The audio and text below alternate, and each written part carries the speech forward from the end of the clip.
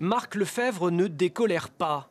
Le président manchois ne pardonne pas l'absence d'Emmanuel Macron à la cérémonie internationale le 6 juin prochain.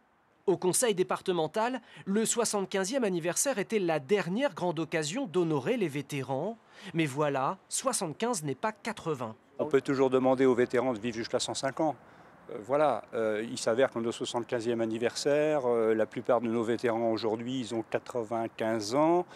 Les vétérans, mais aussi les acteurs de l'histoire. N'oublions pas non plus la population normande, la population manchoise. Les Manchois, ils sont une nouvelle fois les parents pauvres de ces cérémonies.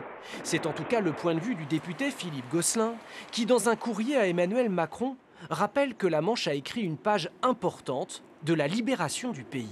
La Manche est un point de départ du débarquement, de la reconquête, de la bataille de Normandie et partant de la bataille de France. C'est Utah Beach, bien évidemment, mais c'est aussi Leclerc et la 2e DB à Saint-Martin-de-Varreville. C'est aussi Sainte-Mère-Église, c'est Cherbourg, ce port en eau profonde, c'est Avranches, la trouée de l'Avranchin, c'est la Guerdée, c'est Cobra, c'est des victimes civiles par milliers et pas une présence ministérielle.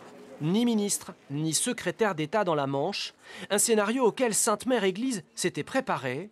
Son maire, forcément déçu, sait que le décorum et la politique ne font pas tout. Ne vous inquiétez pas, on sait ici donner le côté de fête populaire, de liesse populaire pour fêter notre libération et pour fêter les hommes qui l'ont faite. Je crois que ça marquera quand même les esprits. Et c'est un autre volet de la commémoration auquel on tient beaucoup à Sainte-Mère-Église. Plus que partout ailleurs en Normandie, la Manche est une terre où D-Day rime avec fête populaire.